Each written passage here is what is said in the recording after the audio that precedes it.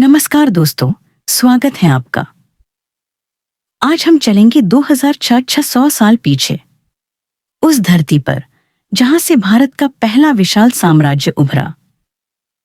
जी हाँ, मैं बात कर रही हूं मगध साम्राज्य की, जिसकी जड़ें गहरी थीं और जिसकी राजधानी थी राजगृह, आज का राजगीर, बिहार। दोस्तों, समय है 6ठी शताब्दी ईसा पूर्व। उस समय उत्तर भारत 16 बड़े राज्यों में बांटा हुआ था, जिन्हें हम षोडश महाजनपद कहते हैं। इनमें से प्रमुख थे कौशल, वत्स, अवंती और मगध। मगध का क्षेत्र गंगा और सोन नदी के बीच फैला हुआ था। उत्तर में गंगा, दक्षिण में विंध्याचल की पहाड़ियां और पूर्व में चंपा नदी इसे प्राकृतिक सुरक्षा देती थी। यहाँ की उपजाऊ मिट्टी और लोहे की खदानें, खासकर गया और सिंहभूम क्षेत्र, इसे और शक्तिशाली बनाती थीं। यही कारण था कि मगध धीरे धीरे बाकी महाजनपदों से ज्यादा मजबूत और प्रभावशाली बनने लगा।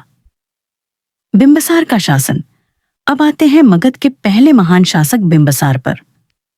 बिंबसार ने 544 ईसा पूर्व में गद्दी संभाली। वह हर्यक वंश का संस्थापक था। बिंबसार ने सिर्फ युद्धों से नहीं बल्कि रणनीतिक विवाहों से भी मगध का विस्तार किया। उदाहरण के लिए, उसने कौशल की राजकुमारी कौशला देवी से विवाह किया और काशी राज्य वाराणसी को दहेज में पाया। उसने लिच्छवी गणराज्य की राजकुमारी से विवाह किया, जिससे वैशाली के साथ संबंध मजबूत हुए। तीसरा विवाह मद्र देश की राजकुमारी से किया। इन संबंधों से मगध की राजनीतिक शक्ति कई गुना बढ़ गई। बिंबसार ने अपनी राजधानी गिरिव्रज को बनाया। यह 5 पहाड़ियों से घिरी हुई थी: वैभवगिरी, विपुलगिरी, रत्नगिरी, उदयगिरी और सोनगिरी। इस प्राकृतिक सुरक्षा के कारण इसे जीतना लगभग असंभव था। यही वजह है कि मगध जल्दी ही व्यापार, संस्कृति और राजनीति का केंद्र बन गया। बिंबसार सिर्फ एक शासक ही नहीं था, बल्कि धर्म का संरक्षक भी था। बौद्ध ग्रंथों के अनुसार बिंबसार ने गौतम बुद्ध से मुलाकात की थी। उसने बुद्ध को राजगृह में वेलुवन दान किया, जहां बुद्ध ने अनेक उपदेश दिए। जैन परंपरा के अनुसार बिंबसार ने भगवान महावीर का भी सम्मान किया और जैन संघ का संरक्षण किया। यानी बिंबसार ने बौद्ध और जैन दोनों धर्मों को संरक्षण दिया। बिंबसार ने मगध की सीमाओं को बढ़ाया। उसने अंग राज्य को हराकर उसे मगध में मिला लिया। अंग की राजधानी चंपा थी, जो आज का भागलपुर क्षेत्र है। अंग के विजय के बाद मगध को गंगा के पूर्वी व्यापार मार्ग पर पूरा अधिकार मिल गया। दोस्तों, सोचिए, 2500 साल पहले जब बाकी महाजनपद छोटे छोटे झगड़ों में उलझे हुए थे, मगध एक विशाल साम्राज्य का रूप ले रहा था और इसकी नींव रखी थी बिंबसार ने। लेकिन कहानी यहीं खत्म नहीं होती। बिंबसार का बेटा था अजातशत्रु। सत्ता की लालसा में अजातशत्रु ने अपने ही पिता की हत्या कर दी और 492 ईसा पूर्व में मगध का राजा बना। इतिहास गवाह है कि अजातशत्रु ने मगध को और भी विशाल और शक्तिशाली साम्राज्य में बदल दिया। दोस्तों, यही थी मगध साम्राज्य की नींव। अगर बिंबसार न होता तो शायद मगध इतना महान साम्राज्य कभी न बनता। दोस्तों, स्वागत है आप सबका मगध साम्राज्य की इस रोमांचक यात्रा के दूसरे हिस्से में। पिछले एपिसोड में हमने देखा था कि कैसे बिंबसार ने मगध की नींव रखी, कैसे उसने राजनीतिक विवाह और गठबंधनों के जरिए मगध को मजबूत किया। लेकिन अब कहानी और भी रोचक हो जाती है, क्योंकि अब मंच पर प्रवेश करता है अजातशत्रु, बिंबसार का बेटा, जो अपने ही पिता का शत्रु बन गया। साल था 492 ईसा पूर्व। अजातशत्रु ने सत्ता की लालसा में अपने पिता बिंबसार की हत्या कर दी और मगध का राजा बना। सोचिए दोस्तों, इतिहास हमें कितना बड़ा सबक देता है। सत्ता की भूख इंसान को अपने ही खून से गद्दारी करने पर मजबूर कर देती है। लेकिन अजातशत्रु केवल क्रूर ही नहीं था, वह महत्वाकांक्षी भी था। उसके सामने एक बहुत बड़ी चुनौती थी, वज्र संघ। अब आप कहेंगे कि यह वज्र संघ क्या था? तो सुनिए, वज्र संघ एक शक्तिशाली गणराज्य था, जिसकी राजधानी वैशाली थी। वहां लिच्छवी लोग रहते थे। अजातशत्रु जानता था कि अगर मगध को महाशक्ति बनाना है तो वज्र संघ को हराना ही होगा। लेकिन दोस्तों, वज्र संघ सीधे युद्ध से नहीं हार सकता था। इसलिए अजातशत्रु ने चतुराई दिखाई। उसने अपने मंत्री वस्साकारा को भेजा, जिसने वज्जियों के बीच फूट डाल दी। फूट डालो और राज करो की नीति पहली बार हमें यही मगध के इतिहास में देखने को मिलती है। और जब वज्जी संघ कमजोर हुआ तब अजातशत्रु ने उस पर आक्रमण किया। साल था लगभग 484 ईसा पूर्व। यह युद्ध लंबा चला, लेकिन आखिरकार मगध विजयी हुआ। इस जीत ने मगध को उत्तर भारत की सबसे शक्तिशाली शक्ति बना दिया। अब जरा सोचिए दोस्तों, अगर अजातशत्रु इतना महत्वाकांक्षी था तो क्या वह सिर्फ वज्जियों तक ही रुक गया? नहीं, उसने काशी और कौशल पर भी नजर डाली। इतना ही नहीं, उसने राजगृह को छोड़कर पाटलिपुत्र की नींव डाली। हाँ, वही पाटलिपुत्र जिसे आज हम पटना कहते हैं। कहा जाता है कि अजातशत्रु ने गंगा और सोन नदी के संगम पर पाटलिपुत्र बसाया, क्योंकि यह व्यापार और सुरक्षा दोनों के लिए आदर्श था। सोचिए, वह निर्णय कितना दूरदर्शी था, क्योंकि आने वाले समय में यही पाटलिपुत्र पूरे भारत का राजनीतिक केंद्र बना। अब दोस्तों, अजातशत्रु का नाम सिर्फ युद्ध और राजनीति के लिए नहीं, बल्कि बौद्ध धर्म के इतिहास में भी दर्ज है। साल 483 ईसा पूर्व भगवान बुद्ध का महापरिनिर्वाण हुआ। बुद्ध का निर्वाण मगध की धरती कुशीनगर में हुआ। उस समय मगध का राजा अजातशत्रु ही था। बुद्ध के निधन के बाद जब पहली बौद्ध संगीति फर्स्ट बुद्धिस्ट काउंसिल हुई तो उसकी मेजबानी भी अजातशत्रु ने ही की थी। यह संगीति राजगृह की सप्तपर्णी गुफा में आयोजित हुई। अब आप देख सकते हैं दोस्तों, एक ही शख्स जिसने पिता की हत्या की, युद्ध किए, साम्राज्य का विस्तार किया, वही व्यक्ति बौद्ध धर्म की पहली संगीति का संरक्षक भी बना। इतिहास सच में विरोधाभासों से भरा है। अजातशत्रु का शासन लगभग 32 साल चला, यानी 492 से 460 ईसा पूर्व तक। उसके बाद मगध की गद्दी उसके पुत्र उदयन को मिली।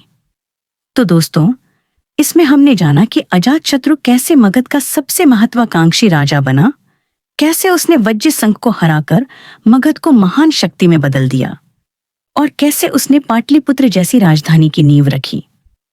अगले हिस्से में हम बात करेंगे उदयन और उसके बाद के शासकों की, और धीरे धीरे मगध कैसे नंद साम्राज्य की ओर बढ़ा।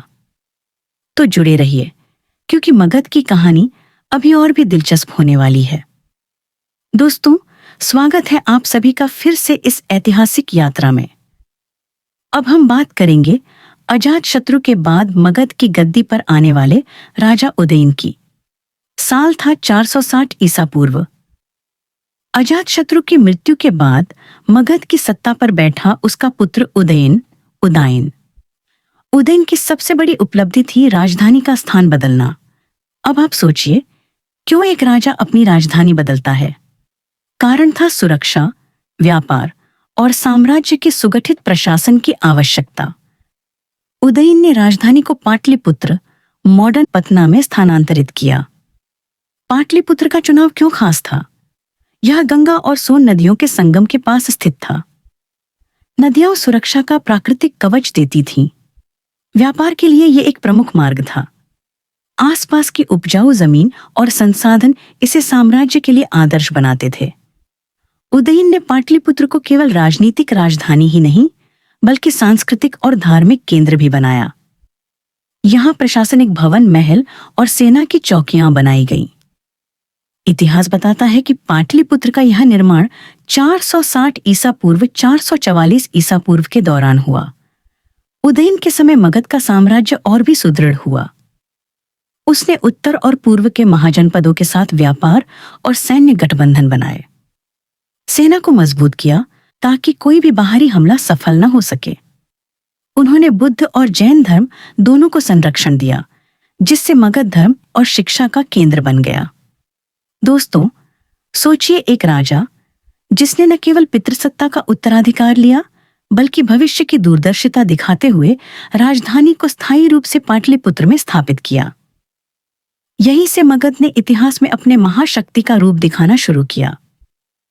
उदयन के बाद मगध में आए शिशुनाग वंश। शिशुनाग ने अपने समय में मगध की सीमाओं का विस्तार किया और प्रशासनिक सुधार किए। यह वंश बाद में नंद वंश को जन्म देने वाला था, जिसने मगध को और भी विशाल साम्राज्य में बदल दिया। तो दोस्तों, उदयन का योगदान केवल गद्दी संभालना नहीं था। उसने मगध को राजनीतिक, सांस्कृतिक और आर्थिक रूप से नई दिशा दी। पाटलिपुत्र की नींव ने आने वाले समय में इसे भारत का सबसे महत्वपूर्ण राजनीतिक केंद्र बना दिया। आगे चलकर हम देखेंगे कि कैसे नंद वंश और महापद्मनंद ने मगध का साम्राज्य और भी विशाल और शक्तिशाली बनाया। लेकिन उससे पहले आप सोचिए, पाटलिपुत्र की यह नींव कितनी दूरदर्शिता का परिचायक है। सदियों बाद भी यह शहर हमारी पहचान बना हुआ है। दोस्तों, जुड़े रहिए, क्योंकि अगली बार हम नंद वंश और मगध का विस्तार देखेंगे और कैसे यह साम्राज्य भारत के इतिहास में अमर हो गया। अब हम पहुंच चुके हैं उस समय में जब मगध का साम्राज्य नई ऊंचाइयों पर पहुंचने वाला था। अजातशत्रु और उदयन के बाद मगध में आया शिशुनाग वंश, जिसने धीरे धीरे साम्राज्य को स्थिर किया। साल लगभग 444 ईसा पूर्व शिशुनाग वंश के शासक मगध की गद्दी पर बैठे और प्रशासनिक सुधार किए। लेकिन सबसे महत्वपूर्ण मोड़ तब आया जब सत्ता संभाली महापद्मनंद ने। महापद्मनंद, जिन्हें हम एकराट के नाम से भी जानते हैं, मगध के पहले नंद वंश के शासक थे। उनका शासनकाल लगभग 444 से 321 ईसा पूर्व माना जाता है। उन्होंने मगध के साम्राज्य को इतना विशाल बना दिया कि इसे देखकर पड़ोसी राज्यों में डर बैठ गया। महापद्मनंद ने सिर्फ सीमा बढ़ाई ही नहीं, बल्कि अर्थव्यवस्था, सेना और प्रशासन में भी सुधार किए। उनके पास विशाल सेना थी। इतिहासकार कहते हैं कि उनकी सेना में 1 लाख पैदल सैनिक, 20,000 घुड़सवार और 2,000 हाथी शामिल थे। लोहे की खदानों और व्यापारिक मार्गों पर नियंत्रण रखा गया, जिससे मगध का धन और शक्ति दोनों बढ़ी। महापद्मनंद ने पश्चिम और दक्षिण की ओर भी विस्तार किया। अवंती, अंग, कौशल और अन्य आसपास के महाजनपदों को अपने नियंत्रण में लिया। इस विस्तार से मगध भारत का सबसे शक्तिशाली साम्राज्य बन गया। लेकिन दोस्तों, महापद्मनंद की कहानी सिर्फ युद्ध और सत्ता तक सीमित नहीं है। उन्होंने पाटलिपुत्र को पूरी तरह से विकसित किया। शहर में किले, महल, प्रशासनिक भवन और व्यापारिक हब बनाए गए। यही पाटलिपुत्र आगे चलकर मौर्य साम्राज्य की राजधानी भी बनी। महापद्मनंद की संपत्ति और शक्ति इतनी बड़ी थी कि प्राचीन ग्रीक इतिहासकारों ने उन्हें धनवान और शक्तिशाली राजा के रूप में याद किया। लेकिन उनके शासनकाल में जनता और छोटे राज्यों में असंतोष भी बढ़ा, क्योंकि उनका शासन अत्यधिक केंद्रीकृत और कठोर था। साल 321 ईसा पूर्व मगध का शासन नंदवंश के अंत तक पहुंचता है। यह वही समय था जब चाणक्य औषधीय कौटिल्य ने चंद्रगुप्त मौर्य के साथ मिलकर नंदों को परास्त किया और मौर्य साम्राज्य की स्थापना की। तो दोस्तों, महापद्मनंद ने मगध को न केवल विशाल साम्राज्य बनाया, बल्कि उसे इतना मजबूत किया कि अगले शासक चंद्रगुप्त मौर्य उसके आधार पर पूरे भारत में सत्ता कायम कर सका। सोचिए, ये वही धरती थी जिसने बिंबसार, अजातशत्रु, उदयन और महापद्मनंद को जन्म दिया, और इन सभी ने मिलकर मगध को भारत के इतिहास में अमर बना दिया। दोस्तों, अगले भाग में हम बात करेंगे मौर्य साम्राज्य और चंद्रगुप्त मौर्य का उदय, और कैसे मगध से भारत का पहला विशाल साम्राज्य अस्तित्व में आया। दोस्तों, अब हम इतिहास के उस मोड़ पर हैं जहां मगध ने अपनी नई पहचान बनाई और भारत का पहला विशाल साम्राज्य अस्तित्व में आया। बात कर रहे हैं चंद्रगुप्त मौर्य की। साल 321 ईसा पूर्व मगध का शासन था नंदवंश के हाथ में, जिसके सबसे प्रसिद्ध शासक थे महापद्मनंद। लेकिन जैसा कि हमने देखा, नंदवंश की शक्ति बहुत बड़ी थी। लेकिन जनता और छोटे राज्यों में असंतोष भी बढ़ रहा था। यहीं प्रवेश करता है एक महान रणनीतिकार चाणक्य, कौटिल्य विष्णुगुप्त। चाणक्य ने देखा कि नंदों की शक्ति को परास्त किया जा सकता है। उन्होंने एक युवा योद्धा और नेता चंद्रगुप्त मौर्य को तैयार किया। चंद्रगुप्त ने चाणक्य की मदद से नंद वंश का अंत किया और मगध की गद्दी पर कब्जा किया। चंद्रगुप्त मौर्य का सबसे बड़ा योगदान था मगध से पूरे भारत में पहला विशाल साम्राज्य बनाना। उसने पश्चिम में सिंधु, दक्षिण में कर्नाटक और महाराष्ट्र तक अपनी सीमा बढ़ाई। उत्तर में हिमालय और पूर्व में बंगाल तक नियंत्रण किया। उसकी सेना और प्रशासन का संगठन ऐसा था कि कोई भी राज्य स्वतंत्रता की कल्पना नहीं कर सकता था। राजधानी पाटलिपुत्र। चंद्रगुप्त ने पाटलिपुत्र को पूरी तरह से विकसित किया। किले, महल, दरबार और व्यापारिक केंद्र। प्रशासनिक प्रणाली को सुव्यवस्थित किया। सेना, खजाना और कानून का सही संतुलन बनाया। चंद्रगुप्त के शासनकाल में राजनीति, धर्म और अर्थव्यवस्था पर ध्यान दिया गया। उन्होंने बौद्ध और जैन धर्मों को संरक्षण दिया। अपने साम्राज्य में व्यापारी मार्गों और कृषि को मजबूत किया। शासन व्यवस्था इतनी मजबूत थी कि मगध अब पूरी दुनिया में प्रसिद्ध हुआ। साल 297 ईसा पूर्व चंद्रगुप्त ने राजगृह और मगध को अपनी शक्ति का केंद्र बनाकर साम्राज्य को और स्थिर किया। उसके बाद बिंदुसार, सन ऑफ चंद्रगुप्ता, और फिर अशोक महान ने मौर्य साम्राज्य को नई ऊंचाइयों तक पहुंचाया। दोस्तों, सोचिए, वही मगध जिसने बिंबसार और अजातशत्रु को जन्म दिया, अब चंद्रगुप्त मौर्य के नेतृत्व में भारत का पहला विशाल साम्राज्य बन चुका था। यह वही धरती है जिसने न केवल शक्ति दिखाई बल्कि संस्कृति, धर्म और प्रशासन के क्षेत्र में भी मिसाल कायम की। अगली बार हम बात करेंगे अशोक महान और बौद्ध धर्म का प्रसार और कैसे मगध का नाम पूरी दुनिया में गूंज उठा। दोस्तों, स्वागत है आप सबका इतिहास की इस शानदार यात्रा में। अब हम बात करेंगे उस शासक की जिसने मगध और पूरे भारत को गौरवशाली बनाया, अशोक महान। Ashoka the great. साल था 268 ईसा पूर्व। चंद्रगुप्त मौर्य के बाद गद्दी संभाला उसका पोता अशोक। अशोक ने अपने शासनकाल में मगध को केवल शक्ति और साम्राज्य ही नहीं दिया, बल्कि इसे संस्कृति, धर्म और मानवता का केंद्र भी बनाया। अब जरा सोचिए, अशोक किस तरह का राजा था। शुरू में अशोक को अपनी सत्ता साबित करनी थी। उसने कलिंग युद्ध, कलिंगा वॉर 261 ईसा पूर्व लड़ा। यह युद्ध बहुत ही विनाशकारी और निर्दयी था। अनुमान है कि इस युद्ध में 1 लाख लोग मारे गए और लाखों विस्थापित हुए। लेकिन दोस्तों, यही वह क्षण था जिसने अशोक को बदल दिया। युद्ध की हिंसा और मानव हानि देखकर अशोक ने बौद्ध धर्म अपनाया। उसने अहिंसा, नॉन वायलेंस, धर्म और नैतिक शासन का मार्ग चुना। अशोक ने बौद्ध धर्म को पूरे साम्राज्य में फैलाया। अशोक स्तंभ, शिलालेख और शिलाखंड इसके प्रमुख उदाहरण हैं।